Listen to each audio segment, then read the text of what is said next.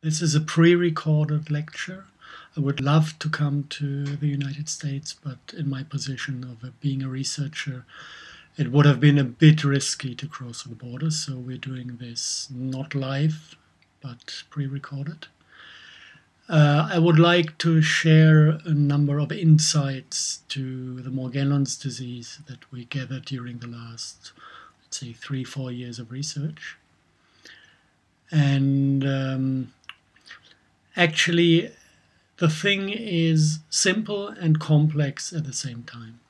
If you take things at the right order, it all kind of makes sense and it all ties together in a beautiful way, even if it's not beautiful what comes out of it, but it does tie together.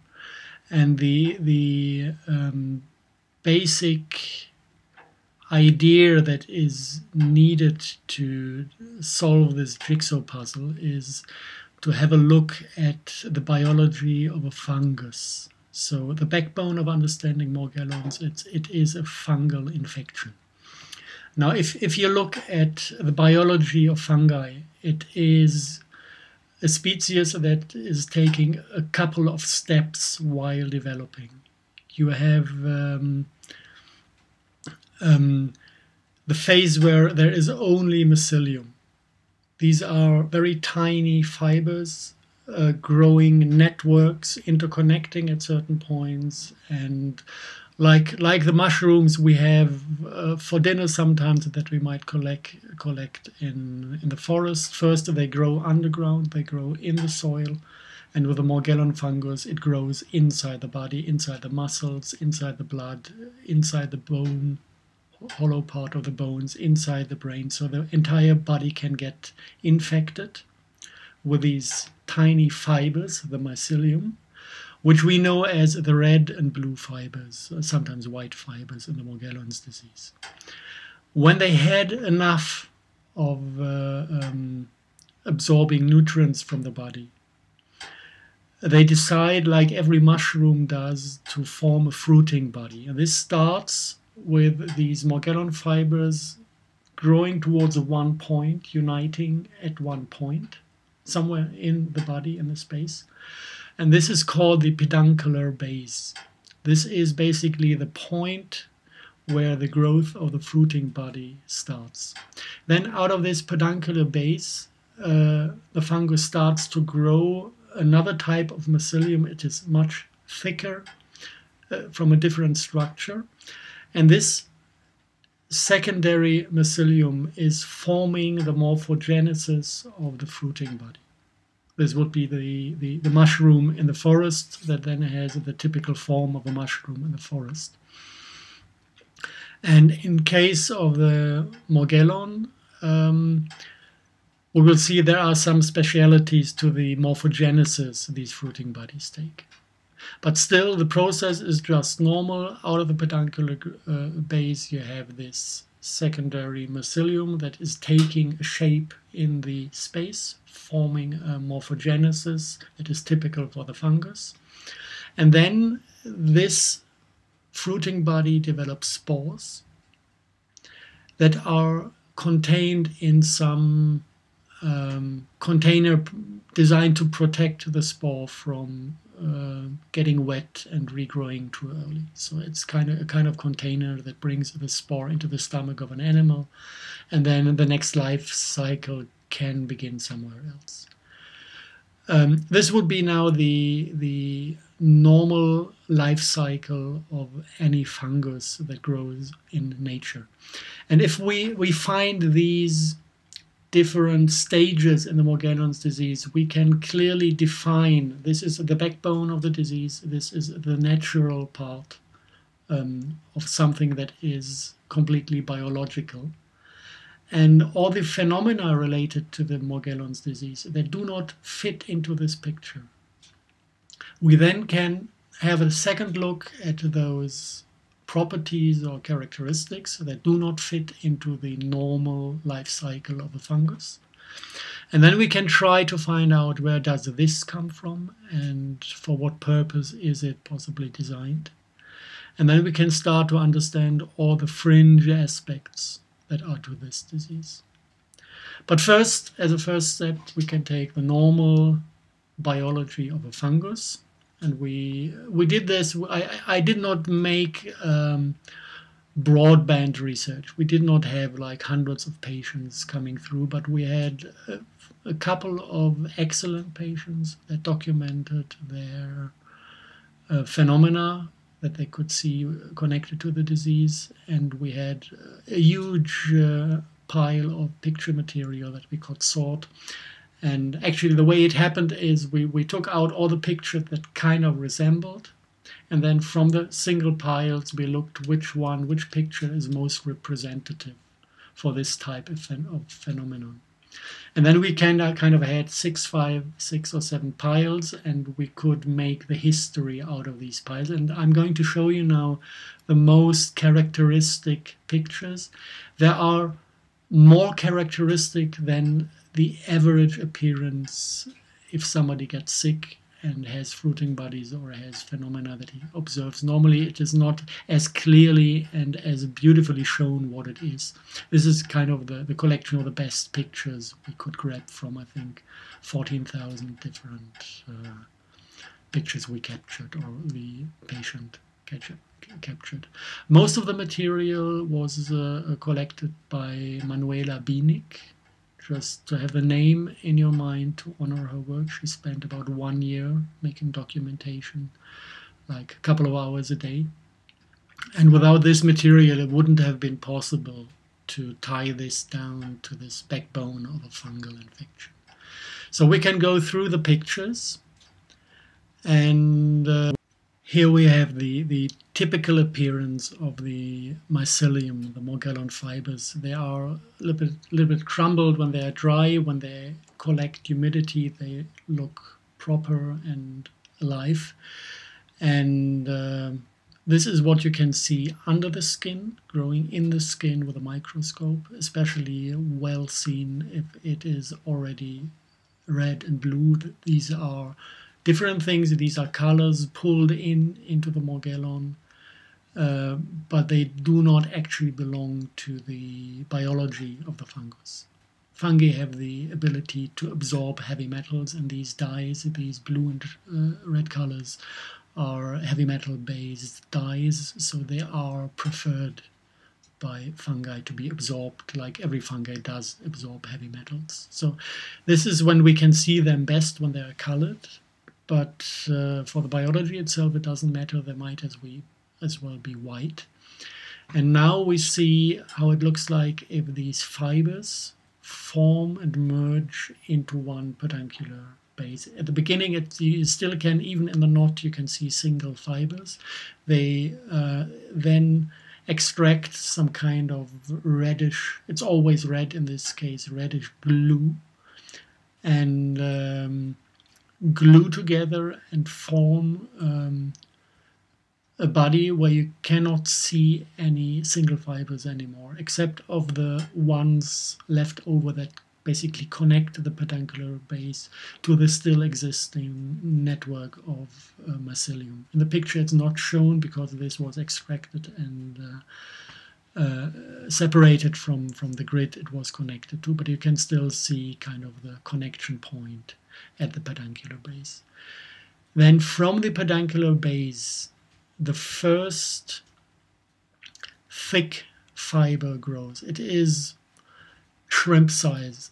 If it freely grows inside the intestines, which Morgellons love to do, all these samples are not taken out of the skin or out of the muscles or out of any part of the living body, but they were taken from inside the intestines, where they grow most freely with the highest possible size and perfection in morphogenesis. So there you can see actually what the thing does when it is completely free to develop. So with this picture we see the first fiber of the fruiting body developing out of the peduncular base.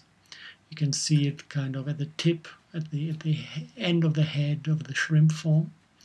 Now not shining red, but you will see in the next picture that the red dot is always involved in the structure. And this is kind of like webbing a carpet.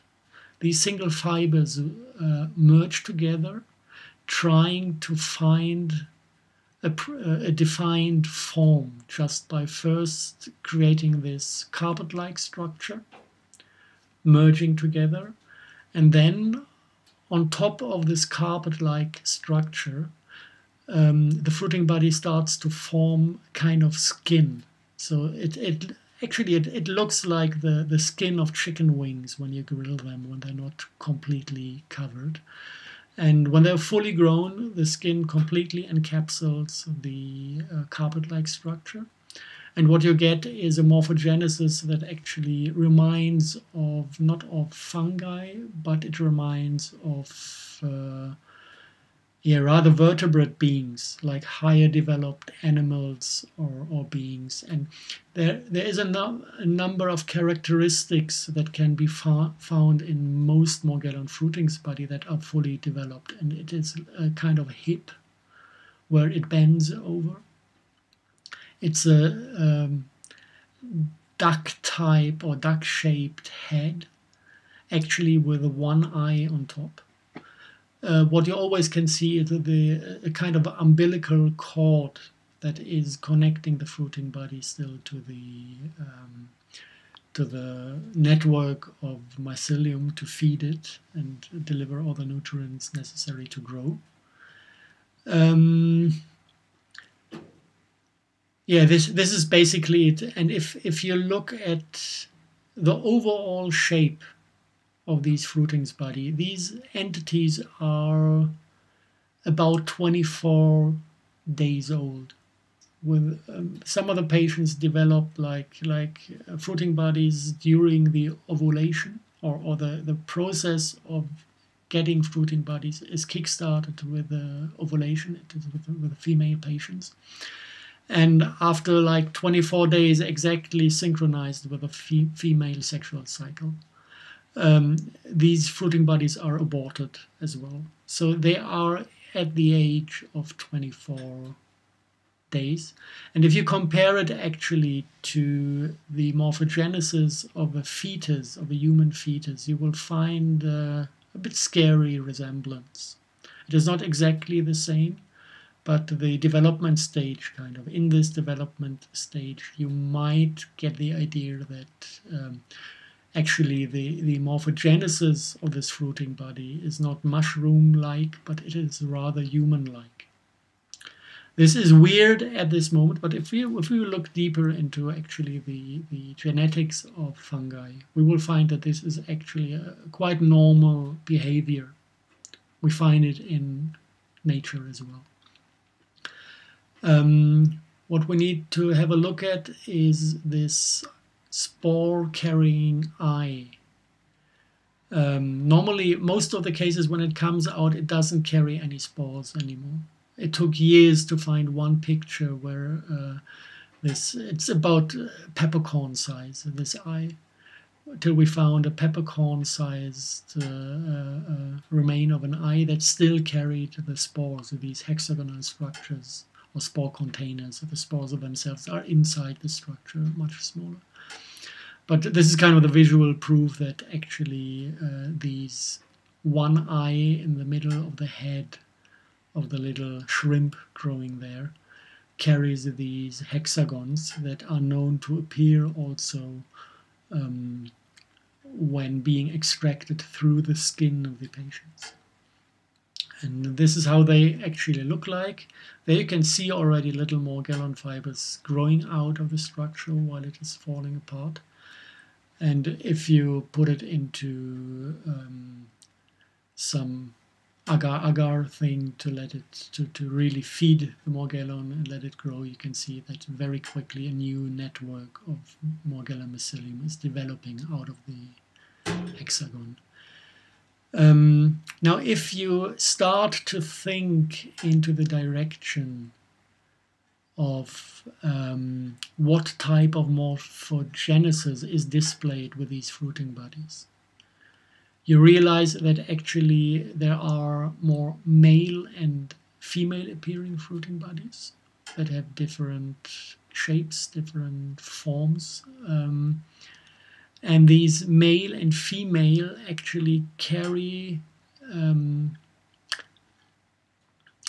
things that resemble the reproductive organs of spiders.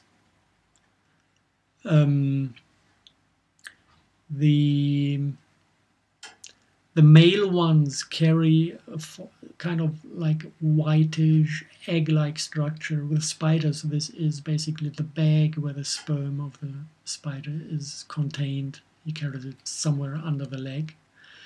And with the female structures, you will find like ovaries, looking like ovaries actually, that carry these tiny little red cells that are also connected to the disease. We could not find any active function of this two-sex biology. It is just a morphogenesis, displaying something that shows us that we do have basically a morphogenesis of a being that lives in separated genders, just by displaying something that resembles reproductive organs. This actually is the entire backbone of the disease. This is where we can say, okay, we have a fungal infection, it infects the body, blood, muscles, brain, bones. When it's satisfied, it goes either into the intestines to form big-sized fruiting bodies to reproduce, or sometimes these fruiting bodies actually grow inside the muscles or under the skin in the interconnecting tissue somewhere, and then are extracted by the body through the skin. These are much smaller. They go like 2 millimeters, 3 millimeters in size. Still, they carry the hexagons. So these are also fruiting bodies of a smaller size that still have the full reproductive cycle of the fungus itself. So this is different from patient to patient. So from that point of view, it basically is a story that totally makes sense. There's one good news about this, because it is known why fungi infect humans. And there's actually only one reason to it, one reason to why a fungus is infecting a human, and why the human, this is the more important point, is letting the fungus grow inside his body. And this is when the body is over-acidified and heavy metal poisoned. These are actually the conditions fungi love. They prosper on heavy metals, they prosper on acidity. And if somebody with a human body did not take care of himself during his lifetime and poisoned himself with industrially grown food, antibiotics, we know single stories. For example, one was working as a hairdresser for most of her life, and she was proud never to use gloves, so touch all these beautiful colors, heavy metal based colors, to dye hair just with her fingers. And she got so detoxed by these heavy metal things that at a certain point the body just said, let's grow Morgellons to store all these heavy metals somewhere where they do not bother the body. So this is basically the mechanism. And if you understand the mechanism, it is 100% obvious that the way to get rid of them again is simply to detox the body to the point where there are no poisons and where there is no reason for the body to let Morgellons grow, because the growth of the Morgellon is actually controlled by the biophoton household of the body, by light frequencies that control the growth of all microbes in the body. It was a secret for a long time, but now actually everybody admits, even in the hardcore medical school, that the human body is not human DNA only, but we have much more microbe DNA in ourselves that do all the work for us. And the human part is the smaller part. So that the microbes in the intestines, there are microbes everywhere, all kinds of microbes that work together to keep us alive. And there's hardly anything that is destructive in this field. So if something of this is getting the signal to multiply, from inside, then there is a good reason. And if you remove the reason, then the body gives you the signal, stop multiplying, and then the immune system takes care of the Morgellons, they dissolve, and the disease is gone. So this is kind of the good news. It is not a special infection with fungus. It is in this manner not a special fungus that is more dangerous or more aggressive than all the other symbiotic entities we are living. So this is one clear thing where I say good news for all Morgellon patients. Your disease is curable. Not in the sense of taking antibiotics or flooding your body with toxins to kill the mushroom, but everybody can just remove the initial cause of the problem by living healthy, eating clean, ecologically grown food. Stop eating dairy and meat, and stop eating industrial food with glyphosate and all these poisons they pour on the fields. Just take care of yourself, health-wise, food-wise. This at the same time takes care of our planet, because if nobody consumes this shit is not grown anymore by people who just make money on this shit. Yeah. So this is just a very clear point. Take care of yourself, at the same time you take care of the planet in love, and the reason for this disease disappears. This is now all the things actually one needs to know to the purely biological function and ways this fungal infection interacts with the human body. What might be worth mentioning, once Morgellons have established, actually this is the end of a long process of different disease where the human went through. There are actually two different histories. One is the just natural way for the development of the disease, and this actually starts with a genetic issue, which is called cryptopyruluria. This is something that comes from birth. You cannot fix it. It is just a malfunction of the liver that is not able to process zinc in a proper form. So with a lack of zinc, you destabilize the equilibrium between mercury and copper. The body becomes unable to process copper and take in copper in a proper way, and this actually disables not only copper, many other things cannot be taken up properly without zinc, and vitamin B6, B12 also is involved in this incapability. And then you get a kind of liver malfunction caused by the scarcity of zinc and vitamin Bs. And then the liver stops detoxing your body, and from there it cascades. If you have a toxified system, the first fungus to grow is actually different forms of candida.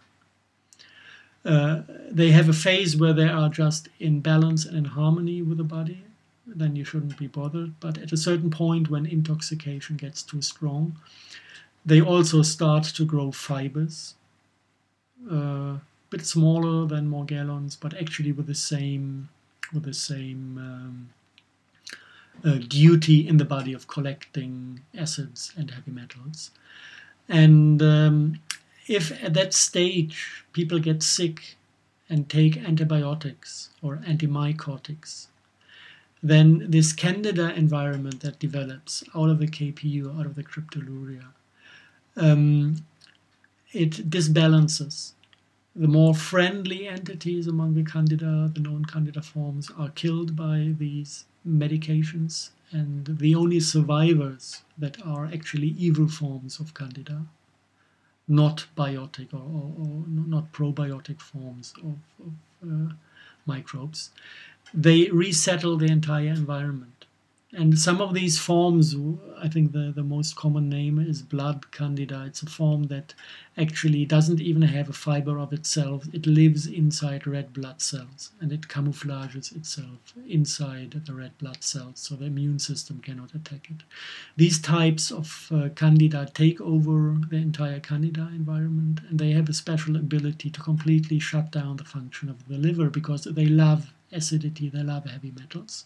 So they are not friendly. They're like the few gangsters in a city. And if you kill all the friendly inhabitants of the city and leave it only to gangsters, you must not be surprised when after 5, 6, 7 generations, the entire city is full of gangsters because nothing else survived. This is actually what we do when we take these antibiotic treatments while the candida is prospering due to whatever. Then with this additional disabling of the liver, especially the interstitial liquids, everything in the binding tissue gets poisoned. And then we have another interaction that actually comes in with microwave radiation, with cell phone towers, with the smartphones. The heavy metals pull in the radiation deep into the body. Normally, if you are clean, if you don't have heavy metals, if you don't have metals in the body, the radiation would flow around you because you have your own protective field. The heavy metals form a kind of cluster antenna that pull in these fields deep into the body. And then Borrelia, the Lyme disease, these little spirochetes suffer from panic attacks because they're extremely electrosensitive. And they start to multiply their rate of reproduction because they think we are dying from this radiation. So they feel the need to get more children into the world to survive as a species. And then you have the Lyme disease boiling to certain levels where it becomes a problem. And Lyme also adds up to intoxication if it prospers in this way, and it prospers as long as we are exposing ourselves to radiation, especially microwave. So this comes in from the side, and then the level of intoxication is so high that actually the body says, now we need Morgellons to survive the last couple of years of this life better without heavy metal pressure. So this would be the natural form. So if somebody is really suffering from the disease, the first thing to check is, do I have a genetic defect with a KPU, with a cryptopyroduria? Then I need zinc and vitamin Bs as supplements for the rest of my life if I want to fix it. The alternative to this kind of natural development is to jump in after step 1. There's no cryptopyroduria, but I had a vaccine shot as a child, or I had an antibiotics treatment. So actually you enter this path of development at a little bit later stage, but the rest of the development actually is identical. And there are a couple of side effects to it. For example, many cases of herpes is actually a virus that helps to extract the fungus poisons that the body cannot get rid of. So if somebody is suffering from herpes, it's a sign that he's in this line of development somewhere. If you have like skin irritations, like dermatitis at childhood, or if you have hay fever or asthma, these are secondary detoxing mechanisms. If the liver doesn't manage to detox your body, then first the kidneys take over a part of it, and whatever is not managed by the kidneys is done by the skin and the mucoid skin. So hay fever, asthma, dermatitis, these are all secondary detoxing mechanisms. And if you suffer from any of these, be aware that you might be on a straight path to Morgellons, because you are part of this line of intoxication. And if you want to basically reverse the process, you need to stop intoxifying yourself with the wrong diets and start cleansing the body with a couple of possibilities.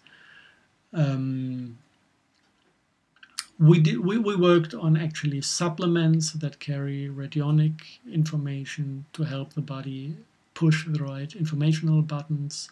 We work with zeolite at certain points, although it's now kind of restricted a bit in the European Union. It's still possible to get it.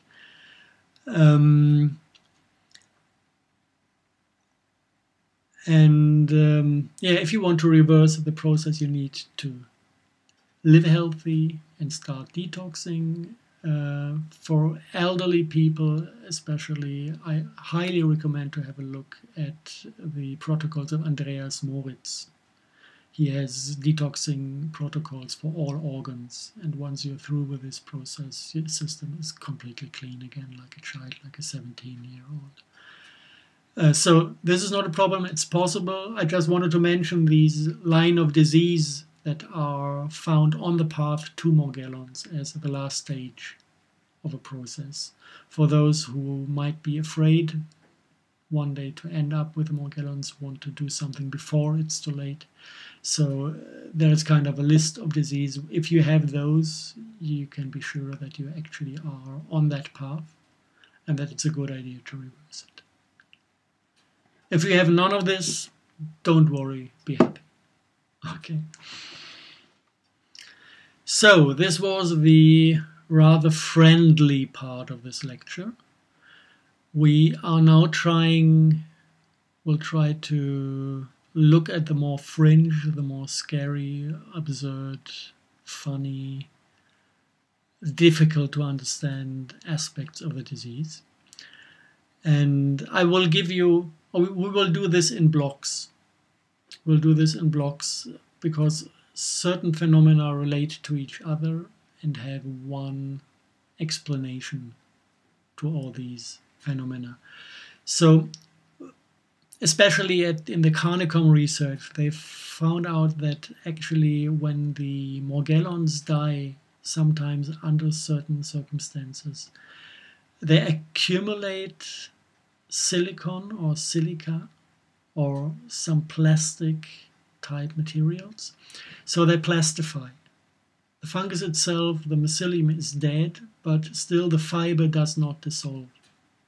So it stays absolutely stable within the human body, which means even a human that is completely healthy, when he takes in a Morgellon fiber, when he swallows it, when it somehow gets into his bloodstream or into his muscles or somehow into the body,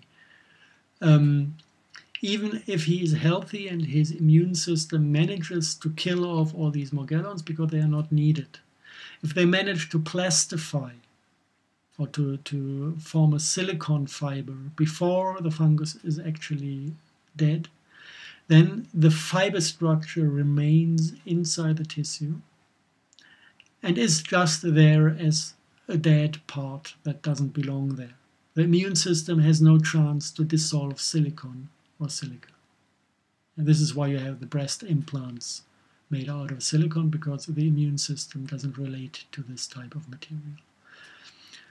So there is something that stays after a slight infection in the body that as just an entity is not dangerous, but we have to realize, okay, something stays inside, even if there's not a heavy infection. This is one thing that is not actually part of the natural fungus thing, because normally a fungus, when he dies, he should be dissolved by nature, and this is not the case with Morgellons. This is why we need to have a closer look at this detail. The second detail we need to have a close look at is that actually the Morgellon fibers are white, but while living in the human body, they accumulate blue and red dyes into themselves. And these dyes themselves are not from Morgellon origin.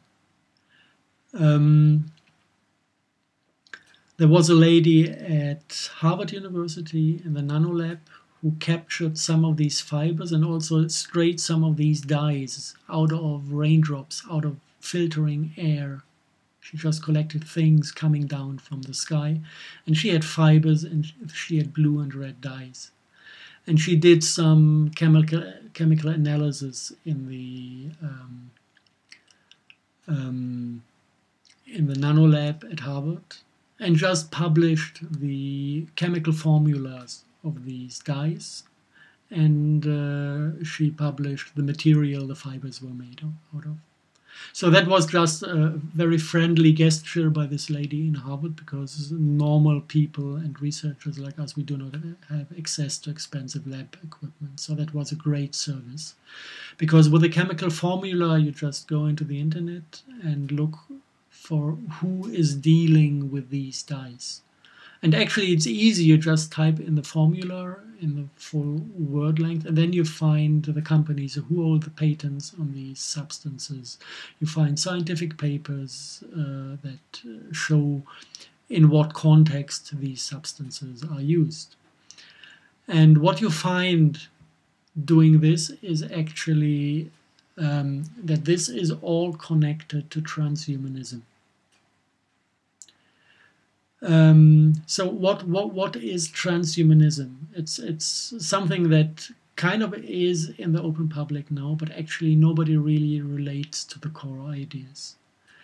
If transhumanists try to sell themselves to the public, they say we kind of merge the human with a machine, with a computer, to enhance his abilities, to give him access to the internet without the necessity to stick a cable into a part of his body. You know, just like creating an interface where the machine can serve the human. This is what the transhumanists try to sell to everybody else. If you actually do the other thing and look into the papers, the scientific papers, there's a lot of medical stuff that is kind of okay, you know, diagnosis, drug delivery, things like this. But a certain type of papers is also working on this interface between machine and biology. And if you have a close look at these papers, you realize actually what the transhumanists told you is a bloody lie. It's the opposite.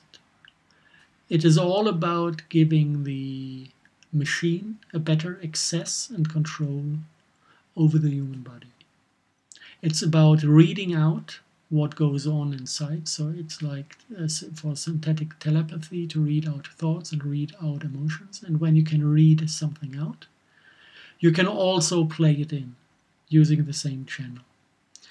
And these types of dyes, actually, they first appeared in the context of quantum dots.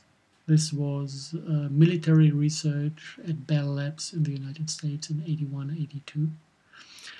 And they had already the possibility, these quantum dots, they have the ability to absorb microwave radiation and upconvert this radiation into visible light, sending out single photon emissions that are readable by the DNA cluster of the human body. So it was a method to introduce a microwave into the body that is then inside the body, upconverted to the communication level where the body is actually carrying his informational field. The entire biophoton transfer is internal communication of the body. And the other way around, the same quantum dot dyes collected single photon emissions from the DNA, collected biophotons, down converted them to microwave radiation, sending the microwave out of the body, being detectable by antennas, readable, and reproducible. So basically it's a read-write unit. You can read out a biological or spiritual process. You can read out emotions, you can read out thoughts, store them as a signal in a technical device, and then resend it to another entity to reproduce actually the entire stream of consciousness that was recorded. And this is both mental and emotional. And this is what they did at Bell Labs, and they had the problems that actually these quantum dots were so heavy metal loaded and poisonous that with a slight shift in pH, the people they tested it on got poisoned by these dyes. So they were looking for possibilities to encapsule these dyes so they do not have direct contact with the body to avoid this poisoning effect. And they found two solutions. They found hollow fibers to contain these dyes, and they found like layers of crystalline layers with a few nanometers distance where the dye went in between the layers. And the thing is that actually the entire research you find is talking about artificially created hollow fibers and artificially created photonic plasmonic crystals. But just, you know, as a coincidence, even these artificially created photonic plasmonic crystals are hexagon shaped, exactly like the spore of the Morgellon.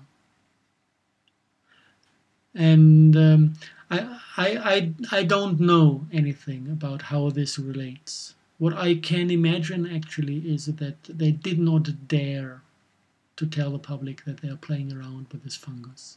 Because once they play around with it and you find it as a disease out in the normal world, it would drop back onto them. So they are doing something on the paper that actually is happening nowhere, and at the same time the fungus is producing billions and trillions of hollow fibers and hexagons that suck up quantum dot dyes that actually are found in rainwater and in air samples all over the world. So somebody is introducing the chemicals into the biosphere, waiting for the fungus to spread, to collect the chemicals, up-concentrate them inside the fibers, to create a working interface between radio signals and the human stream of consciousness, both mental and emotional. If you want so, you might dive deeper into this. You can realize actually that blue is the mental body as the quality of the processed light on biophoton level, and red is sexuality instinct. So basically the parts that can be manipulated with external electromagnetic fields are mental and sexual fields, and you find kind of it connects to the politics you can observe out in the world. You know, we are living in a completely ego-driven world where emotions are actually captured and buried in soap operas, in drama triangles of all sorts. And the part where we are supposed to make decisions, it's instinct and mind, and this is exactly the part they push us into because they know that these parts can be controlled. Yeah. So we have a couple of phenomena that definitely connect to peer-reviewed, published, working, fully developed transhumanistic technologies that resemble the Morgellon disease by 100%. And somebody at least is abusing the disease by adding these quantum dot dyes to the biological environment, by spraying it from airplanes or putting it into drinking water, or I don't know where this crap comes in. It's in the air.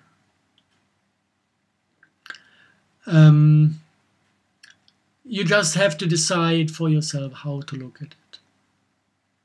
I cannot tell you who sprays. I can tell you who developed the things. I'm now speaking for the United States, so I can tell you. Just have a look at Bell Labs, who started the entire thing. And the name doesn't come up, this one. It does, okay.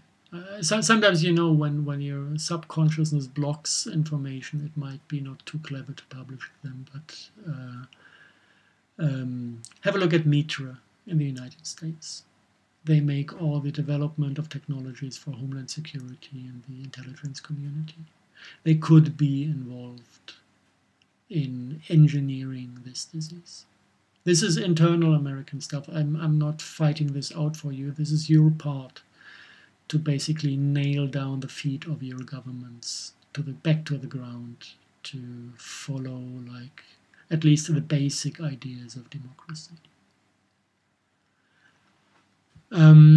There's one more thing that comes into this part of this aspect of the disease. Morgellon patients feel harassed by chemtrails. If they have days with a lot of persistent contrails in the sky, they just feel bad. They have pain everywhere in the body. It drives them mad. And on one hand, you know, this kind of is well designed to link all this into the conspiracy corner. But actually there is medical evidence to this. If, for example, you look at microscopy of raindrops in Germany, you will find all these agents connected to the transhumanism in these raindrops. It's not too easy to basically analyze what is what, because we do not have this beautiful nanolab the lady in Harvard has. But we can take photos from microscope and we can observe electro-optical phenomena. And what actually can be found in most of the raindrops is barium, strontium, titanate, dotted with europium. This is one very special piezoelectric crystal that has absolutely unique electro-optic properties that can be shown under every microscope. For example, due to the doting with the europium, it upconverts infrared to visible light. Not microwave to visible light, it is kind of the tripling of the frequency. The quantum dots are doubling frequencies, the barium strontium titanate is tripling frequencies. So it's kind of the same concept, but a different mechanism behind.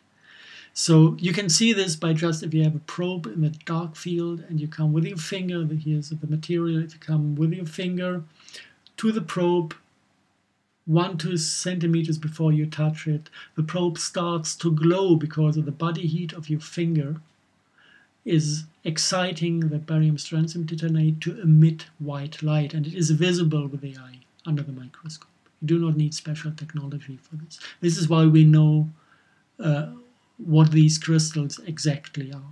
This is part of the smart dust, and we had the great luck that under one microscope we had a Morgellon fiber involved. And you can see that these barium strontium titanate is processing fields when it glows. You can see that all these field structures always display the rectangular pattern. And when the Morgellon fiber came into this picture, you could see that the two interact. You can see that the Morgellon fiber kind of makes the barium strontium titanate glow in a close distance to the fiber.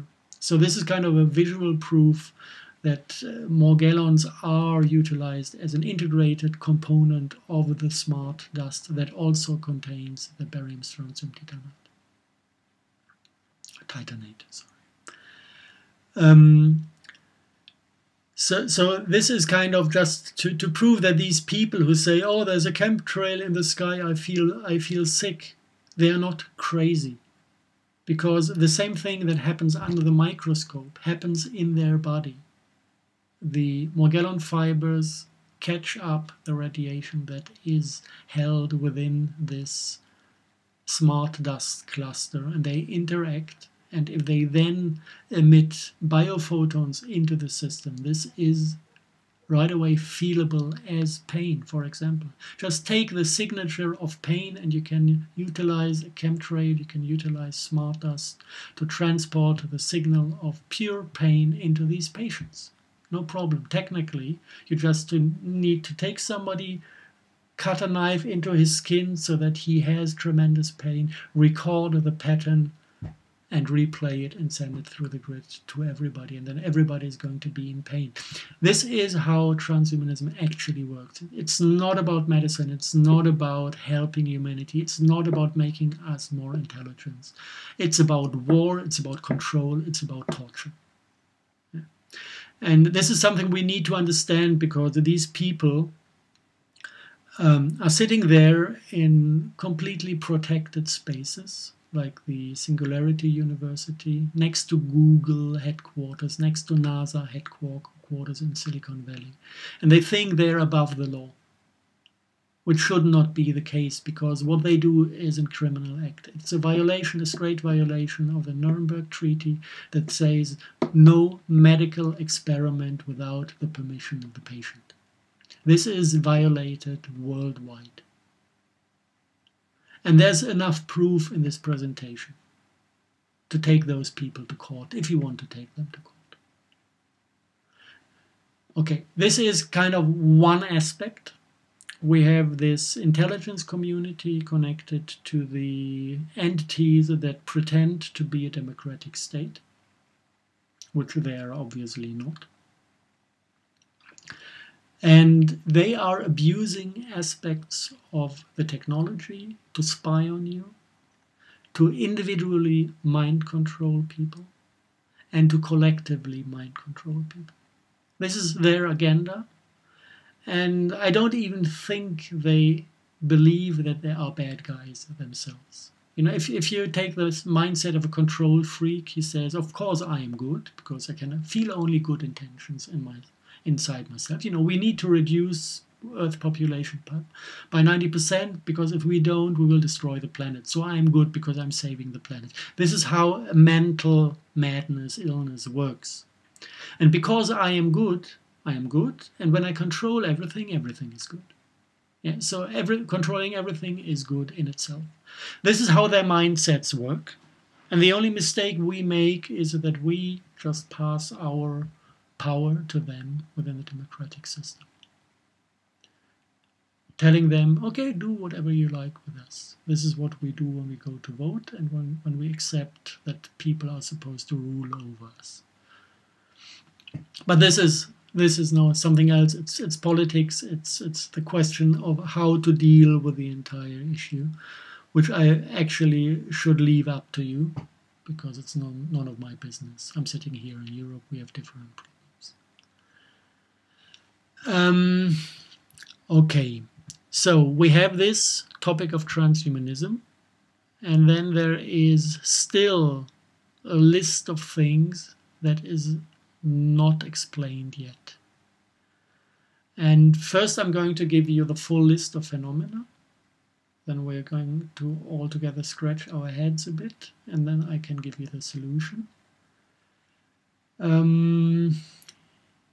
Yeah, maybe you just take a couple of minutes to go to the toilet or take a deep breath, because now it's going to get a bit scary. You know, up to now it was all human, but this is not entirely human. But we need to understand also the fringe aspects beyond technology and beyond human interest. Okay, so see you in a minute. So, the Morgellons disease has been called delusional parasitosis by a couple of people. This is because there is a phenomenon connected that the patients have the feeling of crawling insects on and under their skin, inside the bones, inside the brain, occupying the entire body. This is a subjective feeling that nobody else can relate to. So people are standing there looking at them, please show me these spiders you're talking about, but they're invisible. Yeah, but they're still there in the perception of the patient. This is connected to all Morgellon patients. So if it's delusional in a way, the thing still is connected to the disease, because other people don't have this. It's only the Morgellon patients who have this feeling of crawling insects and spiders in their body, so it must be somehow connected to the disease. In single cases, we had the phenomenon that actually these spiders jump onto other people who are not infected and start to bother them. So this is also in a different way intersubjective. Like that many people share the same experience, and if many people share the same experience, even if it's not visible, we reach a state of observations where we cannot say it's absolutely delusional. What we can say, it's immaterial. This is possible to say because nobody ever found a crawling spider inside the body of a Morgellon patient, not on the material plane. So this is something that is a common phenomenon with all the patients who develop fruiting bodies. The second thing that crossed my path, especially at the same time when I was into research of the Morgellons disease, I was researching a second topic, and that was the topic of Earth type and alien black goo. And at a certain point, I had samples of alien black goo just with me. And after I had finished kind of this working day where I dealt with the alien black goo, I approached the place where my healing practitioner lived and where the Morgellon patients were treated. And I came into the room with one of the patients carrying the alien type black goo with me. And this patient completely went up the wall. She said the intensity of these crawling spiders inside me, they multiplied by 100, intensified in a way I have never had that before. And these entities were literally driving her up the wall. And when we removed the alien black goo, the interaction stopped. And they calmed down and it came all back to normal. So there seems to be interconnection between the spiders or the insects that are invisible and immaterial and the substance I now called alien black goo. There's another phenomenon that I thought that it was unique when I first saw it. This is where we also took the samples. It was like something looking like aluminum foil growing out of the skin of a Morgellon patient. And we extracted this metallic material and I kept it for a while because I didn't know what to do with it. I would love to have a lab analysis, but it was a very small portion, so it was too small to send it somewhere. I also was a bit afraid that it would disappear when I sent it somewhere, so I just kept it and waited for the moment where the information, what this is, comes to me in a way. We work, sometimes we do work non-linearly, which means that we just ask for the solution and it comes by chance. It comes on non-linear ways that we do not expect and where we do not need to fight for things. It feels like being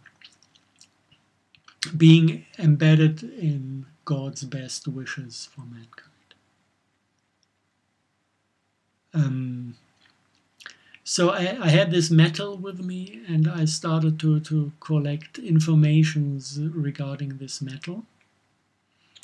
And it seems to tie in, at least the information we got on this metal ties in onto the secondary agenda I'm now trying to approach from an angle where I don't scare you off too much.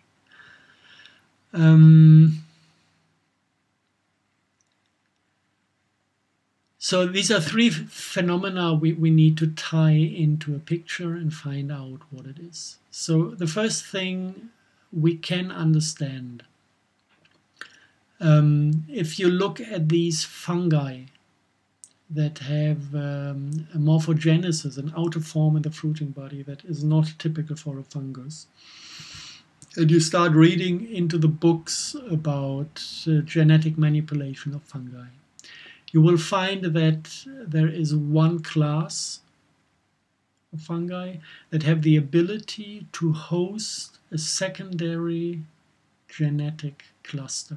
So you have the DNA of the fungus, this is one, and then you have a completely different DNA that also is just swimming within the mycelium freely. This is what makes a fungus, every other plant and being has a cell core where the DNA is encapsulated in the core. With a fungus it's different, he has just the mycelium and the DNA is floating freely in the mycelium. This is the general difference between animal and fungi. So Some of them have the ability to host two different DNA types. And normally in nature, they take the secondary DNA from the host. So if you have like a mold fungus living in your intestines and you have broccoli for dinner, and then a day later you have a look at what did the slime mold in your intestine form into when forming a fruiting body, you will realize, oh, the fruiting body looks like a broccoli. This is how it works. It takes over, it absorbs the external DNA and starts to build the morphogenesis exactly in the way the thing it had looked like. You find this phenomenon with, especially with myco-insecticides. These are fungi that are designed, specially genetically modified also, to kill insects, to protect big plantations of fruit trees, for example. So they have a go at the insect, kill it from inside, eat it up from inside, and then they start to grow the fruiting body, absorbing the DNA of the insect and building the fruiting body exactly in the shape and form and size of the insect, even integrating the outer shell of the insect. And then what you have seen as this hexagon carrying eye and the Morgellon thing, actually in with these microinsecticides, they fill these spore bodies into the eyes of the insect, making them even glow to attract other insects to get infected by the fungus. And it's not only in this type of nature, it's not only the external morphogenesis, it is also on field level. There is an active, let's say there is an active insect ghost still attached to the secondary genetic cluster inside the mushroom. Even if the insect is completely dissolved, the genetic cluster still is in place. And a genetic cluster always creates a blueprint of life. It creates basically the light body of the species that interacts with other light bodies. So if one insect had been eaten up but the light body is still active, then another insect can be attracted, for example, sexually by this light body, believing that this insect is still alive and wants to mate. So this is how the biology functions. And so if we take into consideration the possibility that we have secondary genetic clusters that in this case are not taken up by eating something, but they are introduced with bacteria into the fungus.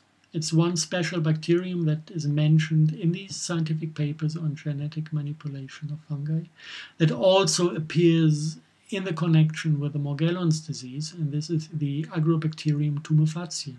This is the one that kind of smuggles the alien DNA into the fungus. So this bacterium is around with Morgellon patients. It had been identified. So there is a secondary genetic cluster imported. I do believe, I cannot tell this for sure, that actually the thing that carries these genetics are these tiny little red cells that Carnicom described as human blood cells in his research without making a genetic analysis. They are funny cells, they are basically immortal. You cannot fry them, you cannot kill them with acids, you can shoot them to space, so they would survive basically everything. And they are red celled and they should carry, or maybe I believe, it's just a belief, because it's this only open point where does these genetics actually come into the game. So if these genetics are introduced into the fungus, multiply inside the fungus, then you get the morphogenesis of a fringe creature.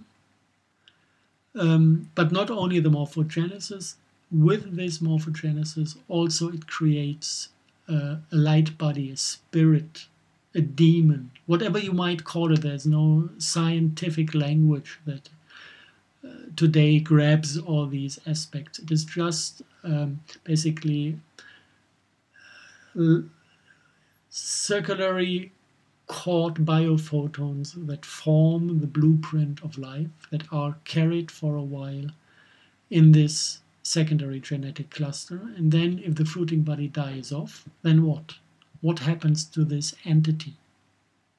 What happens to this artificially created little soul that is out there? And something that was, it was at the beginning just an hypothesis, because we can if you're a spiritual person, you can sense these entities. Some of the patients even can see them, but it's not the way you make science. So it was a little bit difficult to approach it. But what we could approach from the scientific corner is making analysis of the genetics of these things. And it's not through with the Morgellons disease. Carnicom went into this direction, but he didn't finish anything of this. But where we have the very similar process, it is with autistic children carrying ropeworms, which is a very similar concept like the Morgellons. It does start with a slime mold instead with the mycelium. And then the slime mold unites to a fruiting body, and the fruiting body is showing the morphogenesis of something snake-like or worm-like. And the Russians did analyze the genetics of this worm DNA. And they found what was to be expected. They found like a high percentage of fungus genetics, genes. But then they found a weird mixture of 80% human, fruit fly, worm. So they found like DNA that was completely artificially crossed, a crossover uniting species to one that would never go along in normal nature. With the Morgellons, Carnicom kind of got close to the point where he said actually the original type of Morgellons, when they come down from the sky, they are not yet biological. They are made out of some more plastic fiber that then starts to grow as a biological fiber.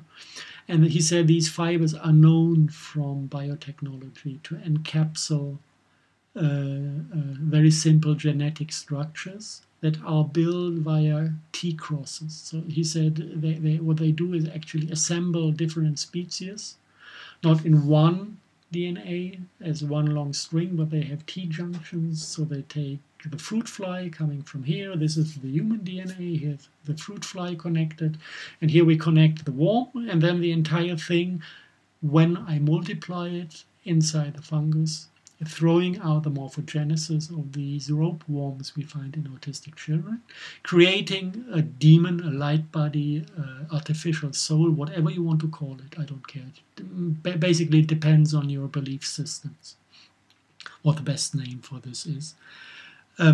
But it is like something equivalent to a human consciousness. It is intelligent because it has 80% human genetics on board. And then the rest of the genetics turn it into something between. And the interesting thing is once you understand this concept and then you go to the Morgellon victims and you ask them, the clairvoyant ones, what actually do you see when you say, I've got spiders in my body? They will paint exactly the morphogenesis that resembles the genetic analysis we had in Russia. Autistic children feel themselves being full of snakes. And these snakes resemble a mixture of snake, fruit fly, worm, and human. And the Morgellon victims, they see insect-like things that very much look like a mixture of human and spider. And fruit fly. Fruit fly is there in the genetics. This is something we just know because sometimes one of these T-junction things break away, and then you have one Morgellon that is multiplying only the part that is broken away. And then you have these fruiting bodies displaying perfect models of the pure fruit fly. It does happen. Yeah, it's well documented in many cases that you have these fruit fly genetics coming out in one piece and in the clear form. The crossover being is not displayed so accurately on the material level. The fruiting bodies look like ugly and not very well formed. But it doesn't mean that the etheric entity behind is not well formed, because on the clairvoyant side, the patients do see quite precise structures and fine-tuned pictures. So we do have something that does connect to a couple of things. It does connect to movies like Matrix, where you see actually the true reality as an idea of the astral realm, like it is inhabited by these strange entities. It reminds me of the Freemason god. You know, they have this spider god that is half spider and half human, and he 100% resembles the pictures of the Morgellon victims draw. So we do get a long list of connections to something that I would call the black magic realm. It is entities and beings that the black magic community was always dealing with, was kind of educated by, and as it looks like, the Morgellons disease is just a way to multiply and give birth to spider demons. This is what it looks like, because every single fruiting body creates one of these etheric beings that then disconnect from the fruiting body and start to live within the astral realm, kind of go through a wormhole into the astral realm, and then get stuck to the body, connecting to the human DNA because the similarity is high enough, and then they can live there as energy vampires, extracting energy from the human, and at the same time influencing him and taking him over at a certain point.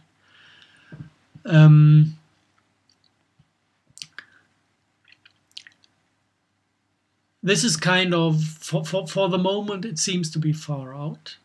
I had more experiences where I said, yes, it does tie in exactly in this way.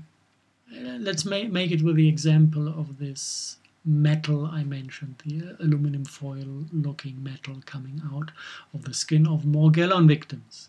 Yeah, it's exactly in this context. I haven't found this material anywhere else. And the first information I got on this material, it was not hardcore science, it was from a clairvoyant healer in Germany, one of the best ones we have. He just accesses information remotely. So I gave him a sample of this material, asked him, do you have a clue what this is? And he said, ooh, it is an extremely old substance. This substance exists since 500 million years as a technology. He said it is somehow related to the black goo, and it is used for the transit through wormholes. If a being wants to take a transit from one reality layer to a secondary reality layer, normally it's harmful for the being to cross through the wormhole, because it's like passing knives that can cut you into pieces. And this material is designed to lubricate a wormhole transit. And he didn't even know that this was related to the Morgellons disease, as far as I remember. I just gave him the substance. I didn't want any pre-thoughts in his system, so I just told him, can you relate to this? And he did relate to this. And actually, this is exactly what is needed when the etheric being that is developed on the biological plane wants to jump onto the astral plane, which is not so easy as a jump. then it seems to need this lubricant to get through without being harmed. This is one thing. The other thing that ties in this reaction on alien black goo, on meteorite black goo, just to give you a little background what this substance is. It dates back to an event 25,500 years ago, when it somehow seems to be connected to the end of the Atlantean continent. So the event that made Atlantis drown in the ocean also opened a portal to bring in these substances. So this is rather theory. What we know is that we had a meteorite shower 25,500 years ago, and then in all different places of the world, these meteorites came down, encapsulating a black oil stone. And this oil stone, over the ages, wherever it appeared, it was telepathic. People could relate to the stone and start a conversation with a consciousness inside the stone, and the outcome of these conversations actually were always the same. The people who got into communication turned evil and started blood and fire sacrifice cults to serve the entity inside these stones. It started in ages when the world was still matriarchalically designed and organized. At a certain point there was a rebellion against the then black magic orientated female priests, and the men took over, but they fell for the same cults. And wherever you look, the core of the big cults that run on blood and fire sacrifice are initially induced by the communication with this alien black goo, this oil type. With actually, if you look at the function, there is an equivalent material in the Earth context. It's the Earth type black goo, and this has been found to actually be a kind of organic quantum computer that is hosting the collective consciousness of the planet, of our planet. And this is not evil, this is very loving and very, very motherly. If you talk to it, you talk to Mother Earth. It sounds completely far out at the moment, but this is serious research. This is university research. This is military research. It's just not published by the normal newspapers, because the normal newspapers are run by entities that don't want you to know about all these things. But the research is there and it's serious, and I do have samples of all types of goo at my place, and we are pretty sure about how to understand the biofields and the ways of interaction with this material, and how it manages to host a collective immortal consciousness. So we have this alien black goo that actually is responsible for the installation of all the black magic cults within the human society, because wherever it appears, it tells people start with blood and fire sacrifice. And when the moment of death is not painful enough, then please start torturing. And this is kind of the culture that is coming out of this interaction. And there is a very strong interaction between this black goo and the demons created by the Morgellon fruiting bodies. Yeah, so this also ties into the black magic realm. And you can tie this into all directions. You say this is too far out, then look at the history of the intelligence communities. They go back to the Tavistock Institute that has founded the Naval Intelligence, founded the previous organization before the CIA has founded all these organizations. And the Tavistock Institute was founded in 1911, financed 50-50 by the British Crown, a black magic bloodline, and the Rothschild family, a black magic bloodline, to kickstart World War I, to spread murder and death and suffering over Europe. Yeah, so yes, if you look the historic path of chemtrailing, of transhumanism, it does tie down to a black magic source. So no wonder that the outcome interacts with black magic substances. And this is one part that is important to understand, because the people who run the transhumanism business, I think most of them are not aware of the other aspect of the things. I'm not 100% sure. Maybe some of them are. I think the normal scientist who is researching photonic plasmonic crystals is not. Maybe the high-ranking members of these cults are fully aware. But it's important to know, because if you have something that has a front end with a nice face, or at least one that appears nice to you, and a back end with a really ugly face, and you realize, ooh, this actually is one entity, and the front end is entirely manipulating humans into the belief that they are doing something good. Once you realize how the back end looks like, and that this actually is the attempt of an alien collective spirit that is attacking planets like attaching spirit would attack another human to take him over. Basically the same concept. And that this spirit does nothing else for ages than restaging the destruction of planets, to then capture the people who live there, put them onto fleets, and go out into space to infect the next planet. This is the concept this entity, the entire one, is running on.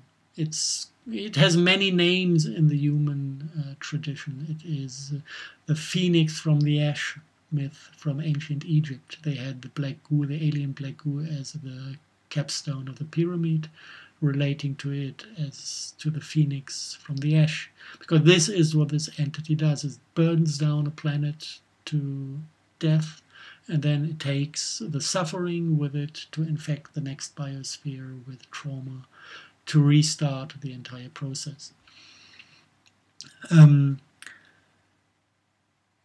So this is one, phoenix from the ash. The other one, everybody knows the name I do not even like to take into my mouth, is Satan. Yeah, this is actually Satan, especially important for the Christian community. We are dealing here with Satan. This consciousness is Satan. Satan is spreading his influence with Morgellons, abusing the intelligence communities to spread his influence. And the target, this is something you can see in transhumanism, is turning humans into biorobots. It's not about freedom. It's not about enhancing abilities. And once this mission is accomplished, the human soul is sitting outside, in front of the body, has no access anymore. How this looks like, you can see with the heavy cases of autism, when the human soul has no access anymore. But there's not even an entity installed yet that really could take over. So this is basically the entire setup where you can position the disease in. It is transhumanism, it is black magic, and if you want to not play a part in this sad game, just it's about time to step out.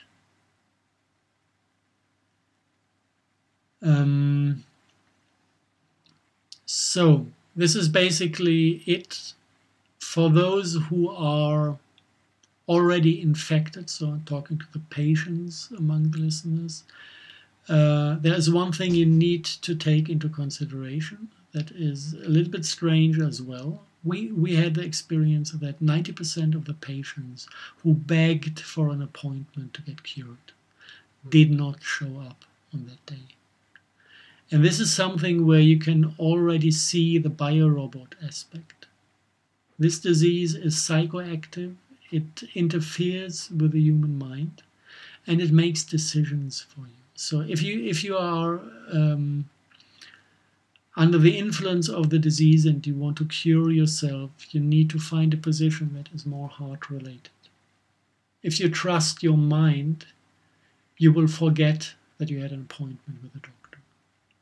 You know, the point of where you focus on when you really want healing is your heart chakra, and then the mind is not so important.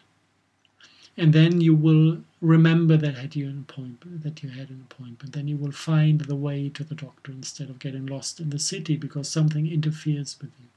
Just be prepared that this disease will try to meddle into your business. This is one thing. And the other thing that needs to be mentioned, there's a psychological aspect connected to it. And this is the victim role. People with the Morgellon infection very much occupy the victim role. And in the overall setup, it's like you have the control of the mind, you have the control of the instinct, so you grab the highest and the lowest chakra in the human system. And the rest of ourselves, or the emotional bit in between, at the moment is caught in the drama triangle. It is caught in victim, persecutor,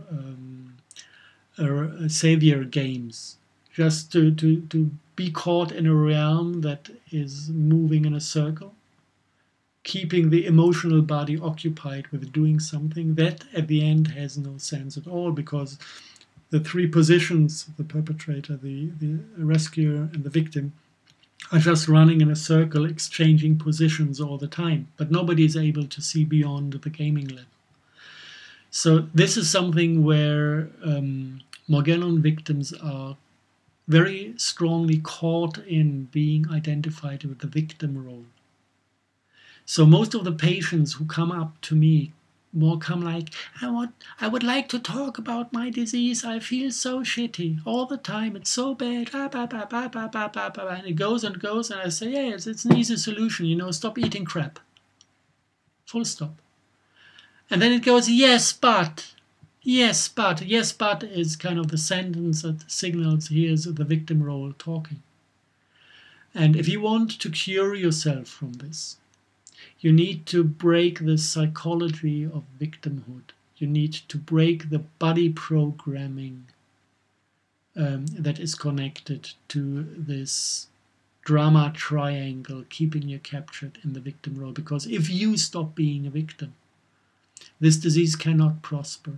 And this is kind of the psychological aspect to the disease, where we did not really go into, because we took care with the company biopure.eu producing the, it's not medication officially, it's supplements and little helpers to prevent the disease of developing. So we focus on the biochemical side of it and understanding the mechanism of the disease. So this is something everybody can buy, but it does not cover the personal aspect. It does not cover a healer that is grabbing your hand and taking you through the process of healing. So this is something you need to solve in your environment, with your family, with the local healers. And it was funny that we skipped on this topic, because when I got to know Candy, it was like, wow, you know, she did exactly the complementary part to the work. Whatever we did not do, she did. And so I can highly recommend, if the thing is blocked in the area of these psychological problems, in the area of the drama triangle, in the area of cell programming that you need to deprogram with affirmations and affirmative techniques. Candy did an excellent job in refining the rituals and the techniques to reprogram yourself into healing and detoxing. So in a way, this is the first time that Candy and myself, we unite forces. And I have heard that her measures are good enough, more than good enough, to completely solve the problem. And we made the experience that the biochemistry and the diet only also is good enough to entirely solve the problem. And if you are clever, you just watch both sides and take the advice and the techniques from both sides and maybe the remedies. And Yeah, if one alone can do it, the two together will do it for sure. So even if there was a lot of scary and creepy things that I brought into the discussion, actually there's nothing to be afraid about, because if you want to cure yourself, it's easy. All you need to do is do it. Okay, that's it for today. And if there are any questions, I very much hope that the Skype line is stable and nobody interferes with the question and answer minutes to follow now. We'll give our best to make it possible. Okay. Anyway, for now I say goodbye from Germany.